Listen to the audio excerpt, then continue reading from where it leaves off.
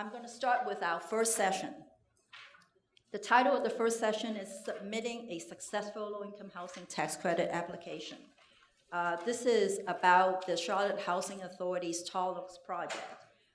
It is a public housing project that applied for low-income housing tax credit this year and actually was notified of an award about 10 days ago, right, Janelle? So congratulations to Janelle. Janelle will sort of share her secrets with you, and she would talk about, sort of the basic financing of the project. As I said, that project has gone through a pretty interesting rezoning process, and she would talk to you about that.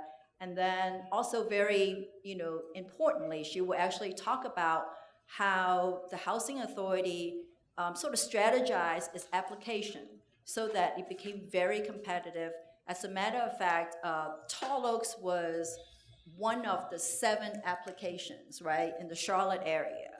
And Tall Oaks actually asked for more tax credits than any other of the 7 projects. So some of you may know, the more tax credits that you ask per unit, the less likely you will get an award. But guess what? They got an award. So let's have Janelle sort of tell us about, how they went about, doing the application, and that make them really competitive and ultimately led to an award.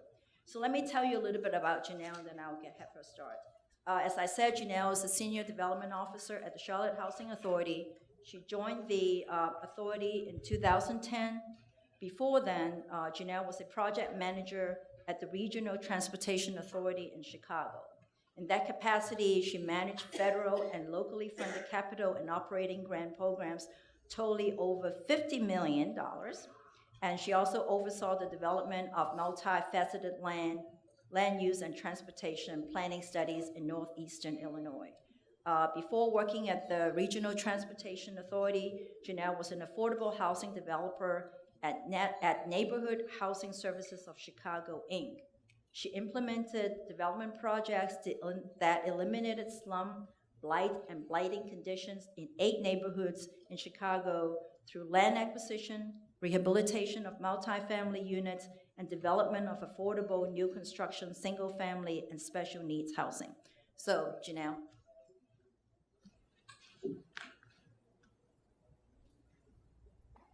Thank you, Catherine. Good morning, everyone. Good morning. As Catherine mentioned, I'm going to talk to you about the Charlotte Housing Authority's Tall Oaks redevelopment project.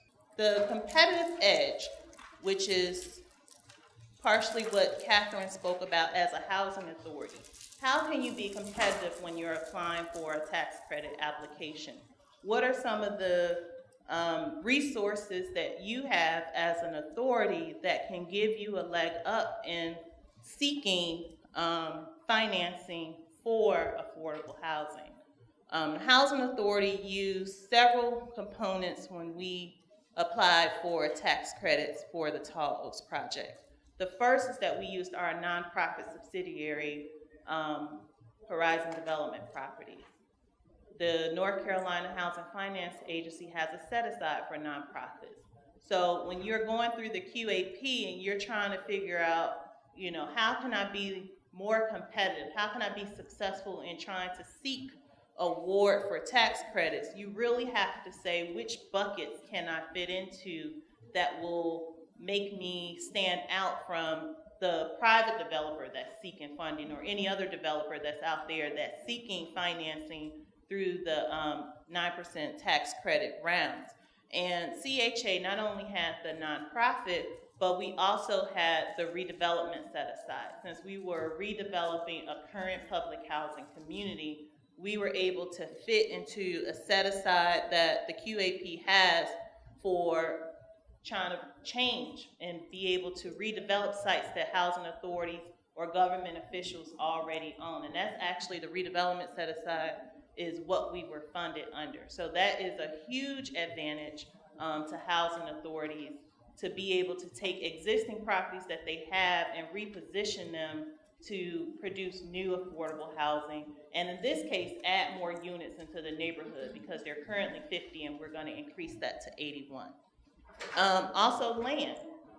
Most private developers have to seek land before they can put together a deal. In most instances, authority have land, and in some situations, land that is in prime location. So when you're going through the QAP and you're trying to maximize the points for a site score, in most instances, housing authorities have land that is in the center of town, because that's where most of our developments were originally, that you can benefit from that. So whenever we're looking at a deal, not only Tall Oaks, we go through and we basically analyze our site score and determine which sites will score that 60 that's needed in order to have a perfect site score. And being able to look at your portfolio and say, you know, these deals would be competitive for us based upon their location, would give you a huge advantage in the QAP and tax credit rounds, because you don't have land costs that's associated with that. Another advantage that housing authorities can take advantage of is local funding if it's available, but also PHA funding. Within the Tall Oaks redevelopment, we put in $1 million into that deal to help fill the gap. A portion of that gap was created because we took less credits than what we were able, or what we were allocated for, to be competitive, but then we were able to fill that gap with a soft loan to the project. So if you have funding available that you can use to help fill a gap for a project that could potentially reduce the amount of credits that you're requesting, I suggest that you take advantage of that, because that can make you competitive within the seeking funding for that. So I think that PHAs have a lot of assets that they can take advantage of in order to be competitive within the tax credits. It's just being able to look at those resources and figure out what makes the most sense for you and will provide you the best competitive edge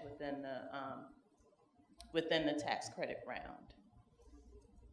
And then finally, I'll just go over with you kind of what our total development cost for Tall Oaks was. It was $11.3 million project. We used equity from the tax credits. We have $1 million loan in conventional financing. We also applied and received housing trust funds from the City of Charlotte. So this is a pool of money that the City of Charlotte sets aside for developers that are seeking to expand affordable housing throughout the city. Any developer can apply for it. It is competitive. However, they only provide the funding to the projects that receive tax credits or 4% bonds. So even though council may approve 6 projects, more than likely only 3 of them will be funded a year, because those are the projects that actually receive funding through the state agency. So being able to use that money helped fill the gap that if it wasn't available, we would have to try to fill it through conventional financing. And it's also a soft loan, so it's interest only, 1% interest. So it really helps the cash flow of the deal if your cities have funding that's available to you, to be able to seek that out to make the deal come together. Again, I mentioned the loan that was from HDP, and then we also deferred a developer fee of $300,000. Now, this was done specifically for the tax credit application. NCHFA maximizes the amount of equity you can receive per credit on a dollar at 94 cents for this current round. We've seen that price has gone above that 94 cents just in the market of seeking out investors. So we think that this deferred developer fee, once we close, will not be needed, but again, trying to balance your sources and uses during the deal, and you have the ability to defer up to 50% of your fee.